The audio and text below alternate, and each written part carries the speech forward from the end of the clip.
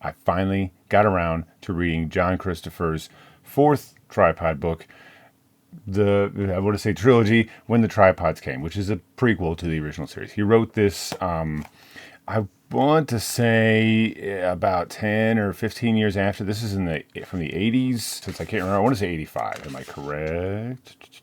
88. Well, whatever. I was close. This book is a prequel to the original trilogy, and I think in my other video I said it's a trilogy. I think originally it was. I knew that there were more books. I thought there were more than just one more book. Well, there aren't. There's just one more. This book. And When the Tripods Came, we see the tripods first landing on Earth, the first attempt at invasion that is repelled. And then the story kind of goes on with how the tripods pivot on that. I'll probably do a little bit of spoiling of this book. I'm going to try and put it at the end. I'm going to try and talk about the book as it is and then do some spoiling. And I'll probably end up showing the actual entry for the original tripod trilogy from Barlowe's guide here. I didn't want to do it in that video because I felt like it's a bit of a spoiler, but I think I'll do it here. Just know that in the spoiler section that I'm going to spoil some stuff for you, and maybe you don't want that. But that'll be later.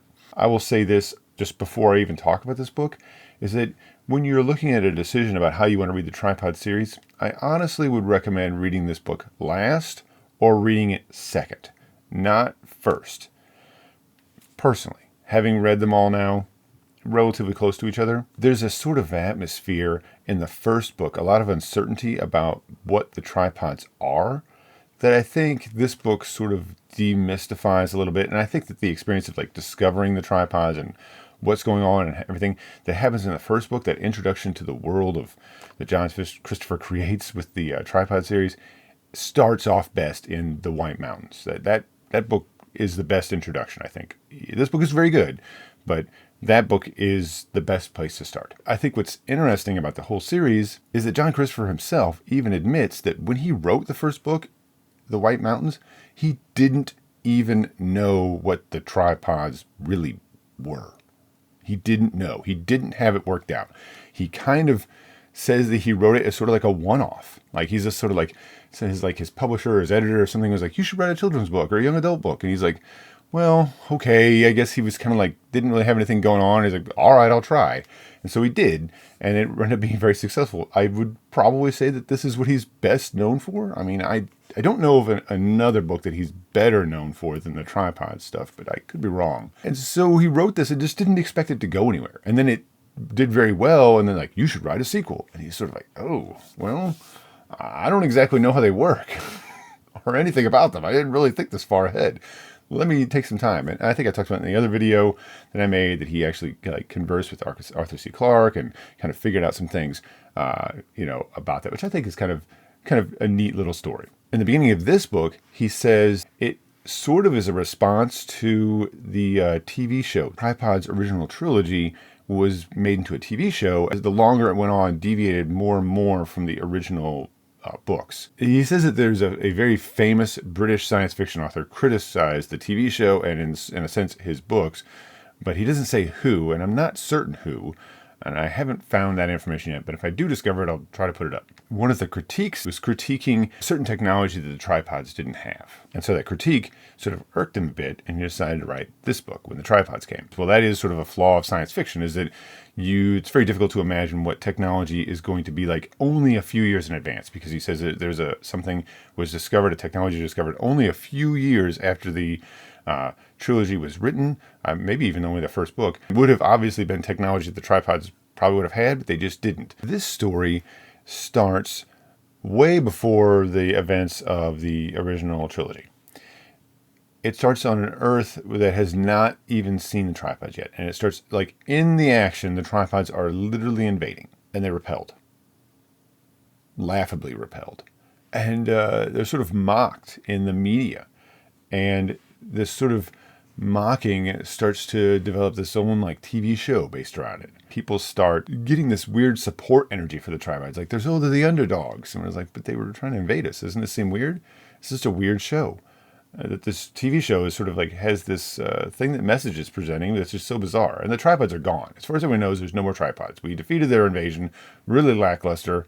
We're good. Humanity wins. And Christopher does something really interesting. Something that where this book is not a sort of like fighting as a resistance force, like the original Tripod series is. That's not what this is. There's similarities to this book to something like Invasion of the Body Snatchers or Robert Heinlein's The Puppet Masters, which I did a video on both of those. Sorry to segue, but those are really great reads too, especially Heinlein's The Puppet Masters. Heinlein's The Puppet Masters is like a truly existentially terrifying book. It's just impossible to talk about this book without light spoiling, because the book just moves very quickly, and it's not a long book, so it's like, well, I can talk about the first 10 pages and then tripods. That's not very interesting. Christopher, in the introduction that I read, he talks about how we know what the tripods are really good at. Spoiler. Okay. We know from the first books are really great at one particular thing, and that is mind control. They are excellent at controlling human minds and manipulating them, and that's exactly what they do.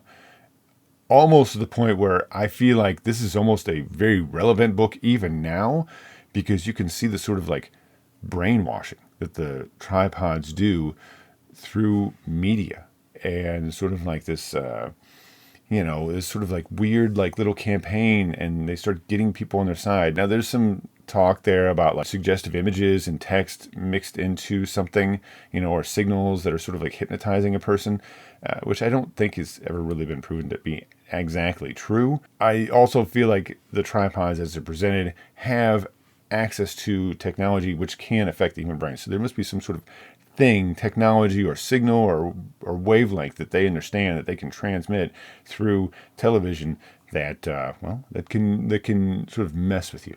And that's where this book stops becoming like what I thought it was going to be, much more like the original Tripod series, or maybe something more like War of the Worlds. It stops that altogether. It's a cold stop. It says, nope, this is like an Invasion of the Body Snatcher story. The tripods themselves feature very little in this novel. The real antagonists are other human beings in this story, and you watch as like it's slowly, society is just being eroded, and the tripods are just taking over in like an extremely ingenious method. So little energy on their part to completely dominate humanity. Kind of a brilliant little story in that sense. If you're looking for lots of crazy tripod action, it just isn't here. But I think what you get is a really great survival story, like an apocalyptic survival story. You see society just collapsing all around you. Everyone could be somebody who's after you, someone who's going to try and trap you, someone who's going to try and convert you. Really, really great. Really cool. A lot of fun. I really recommend When the Tripods Came. This cover is a bit misleading. I will say that one of my critiques of the original series is that female characters are almost non-existent. There's like one female character in one book, and then after that, it's just like, and it's like you, as I said, almost wonder at some point, like, are there women in this world? Christopher does do a lot here to rectify that. Even though it's still a boy's adventure, he does a lot to rectify that. I don't know if that's a decision on his part or if somebody recommended it to him. I don't know. It doesn't matter. I don't really think it's a big problem for the other books. They're meant to be boys' adventures. I think it's fine. It's just something to note. It's never misogynistic. I don't ever get that impression at all from Christopher. Although this cover makes you think that that there's three kids that are in this adventure together, kind of like the original series, and that's not quite true. It's very focused on the main character. Here, this is still spoilers, people. You don't get to see the masters, right? The actual occupants of the tripods in this book at all. In fact, they don't occur until the second and third book in the original series. And since I didn't have Barlowe's guide handy at the time, I'm going to do this now separately. Here we have Barlowe's entry for the masters. So a couple things. Christopher is the only one to have 3 of his books mentioned separately in Barlowe's guide. It's also a little strange that they mention the White Mountains, since the White Mountains, technically, you never see the masters. It's a little interesting, but I guess that they felt like, well, book 2 and book 3 was just kind of strange, especially since you really need to have read book 1 to get anything out of book 2 and 3. So there is that. So the masters are pretty cool. I mean, and like I said, Christopher didn't really have a vision of what the masters were going to look like when he wrote the Tripod series. He wrote it and then was sort of like, well, actually tripods are like a really bad form of transportation that like don't make a lot of sense. Made this correspondence with Elsie Clark, and he sort of decided, based on those conversations, or they kind of worked out together, that in a swamp-like world or a marshy world, that spinning might kind of get you through those waters a little easier than just treading. And so he thought of the tripods as having come from a very aquatic or sort of a marshy or swamp-like world. So we get some details of the masters' different skin tones and some notes that the masters don't seem to designate any significance to different skin tones. A little bit about their habitat and description of their physical characteristics. They're pretty tall, at 1.5 meters. A really interesting and strange alien that Christopher kind of came up with and that Barlowe decided to illustrate. Slightly comical in this illustration, but I think also somewhat like genuinely alien, genuinely strange and unusual. There you are, John Christopher's The Masters from Barlowe's Guide. Another really fun read by John Christopher. I've read 5 books this year by him.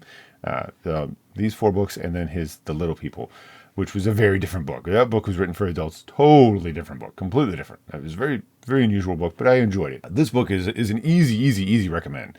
And it's also somewhat standalone, set pretty far before the original series. None of those characters or anything like that exist. It sort of like shows the beginning of that resistance. Definitely found a lot of similarities, specifically with Invasion of the Body Snatchers. To some extent also with Robert Heinlein's The Puppet Masters, which predates the Body Snatchers, I should mention. I'm just like, I still can't believe that the Puppet Masters is just not a known book, and it's just such a great book that does the exact same thing as the Body Snatchers and does it better. But I don't know, it just doesn't try for the same tone. But this has like a zombie apocalypse, or like a everything's being taken over sort of mood. It's really great. My name is Virgil, and this has been Literally Books. Consider liking and subscribing if you like what I'm doing. I've got a couple more videos, hopefully, before the end of the year. We're going to try and get them in. Just got to work at it. I'm busy, but I'm going to try and fit them in. I want to do it. Anyhow, thanks very much for watching. Bye.